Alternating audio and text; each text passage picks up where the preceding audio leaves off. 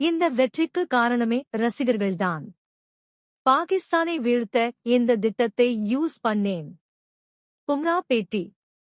ICC 2024 T20 உலகக் கோப்பையில் பாகிஸ்தானை வெறும் 6 ரன்கள் வித்தியாசத்தில் இந்திய கிரிக்கெட் அணி தோற்கடித்தது.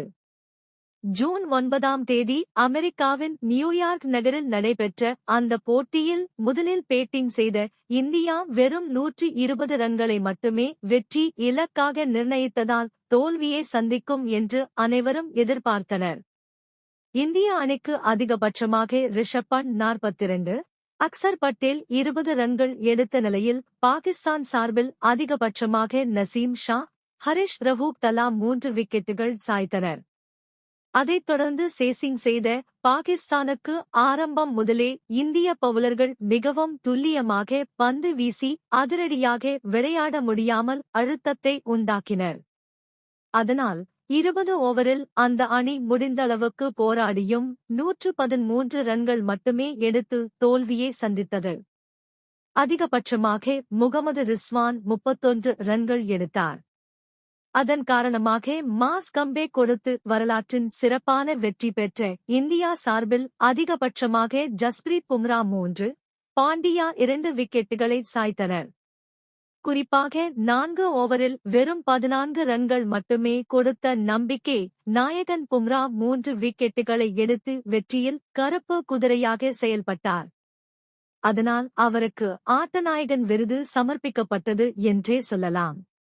இந்நிலையில் இப்போட்டியில் குறைந்த ரன்கள் அடித்த போதும் சிறப்பாக பந்து வீசுவதற்கான உத்வேகத்தை மைதானத்தில் இருந்த இந்திய ரசிகர்கள் ஆரவாரம் செய்து வழங்கியதாக பும்ரா தெரிவித்துள்ளார்.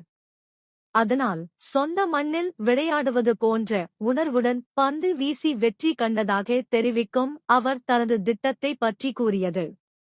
இது நல்ல உணர்வை கொடுக்கிறது. நாங்கள் கொஞ்சம் கீழே இருந்தது போன்ற உணர்வை எதிர்கொண்டோம். சூரியன் வெளியே வந்ததும் பிட்ச் கொஞ்சம் நன்றாக மாறியது. அதை பயன்படுத்தி நாங்கள் கட்டுக்கோப்புடன் நன்றாக பந்து வீசினோம். குறிப்பாக சீம் பகுதியை முடிந்தளவுக்கு தரையில் படும் வகையில் வீச முயற்சித்தேன். முடிந்தளவுக்கு திட்டத்தை செயல்படுத்துவதில் தெளிவாக இருக்க முயற்சித்தேன். அது நன்றாக வந்ததற்காக மகிழ்ச்சி. நாங்கள் இந்தியாவில் விளையாடுவதைப் போன்ற உணர்வை பெற்றோம். எங்களுக்கு ரசிகர்கள் கொடுத்த ஆதரவுக்காக மகிழ்ச்சி. அதுதான் எங்களுக்கு களத்தில் எனர்ஜியை கொடுத்தது. தற்போது நாங்கள் கவனமாக இருக்கிறோம். கடந்த 2 போட்டிகளிலும் நன்றாக விளையாடினோம். இதே செயல்பாடுகளை பின்பற்றி நன்றாக விளையாட முயற்சிப்போம் என்று கூறினார்.